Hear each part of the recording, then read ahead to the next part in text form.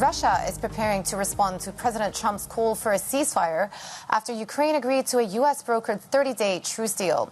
But Bloomberg understands President Putin is expected to stretch out the discussions to seek better terms. Meanwhile, European defense ministers are looking for ways to provide security to Ukraine.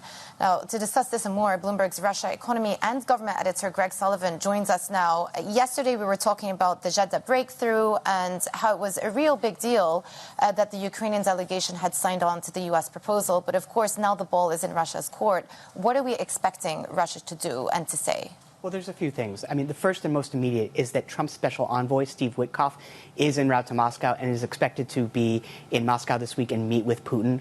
We should learn more about what the Russian demands are or where the Russians stand after that meeting. But immediately we know that eventually Putin is expected to agree to an eventual truce, but he wants certain concessions. So he's likely to try to drag out the process, try to delay. He sees that time is on his side. Up until recently, he was making battlefield gains in the east, slow but costly, and he's almost dislodged Ukrainian soldiers from the Kursk region, things he wants to accomplish before agreeing to a truce. So you just mentioned that he's going to be looking for more concessions. I mean, already, and we spoke about this yesterday, President Trump, even before beginning the negotiations, already said that he rules out the possibility of Ukraine joining NATO.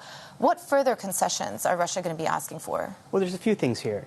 In the short term, to agree to any kind of truce, we expect that he would probably demand that he doesn't want the supply of weapons to Ukraine by Western powers to agree to any ceasefire. But more longer term, he has made some significant concessions. One, he doesn't want NATO peacekeepers in Ukraine as part of any sort of ceasefire deal.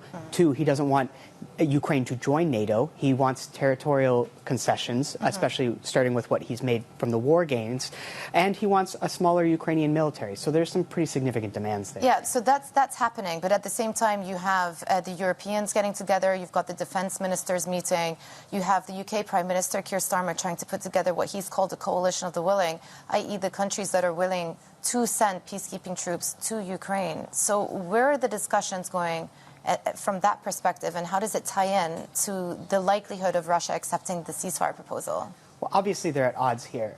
You have European powers discussing a potential coalition of the willing, as you said, to be a peacekeeping force in Ukraine. European powers were canvassing other European countries to see who was willing to put peacekeepers in the country, and if they weren't willing, what other contributions they could make, whether that was peacekeeping forces in countries near Ukraine or supply of armaments or ships. But obviously, that's at odds with what Russia is demanding.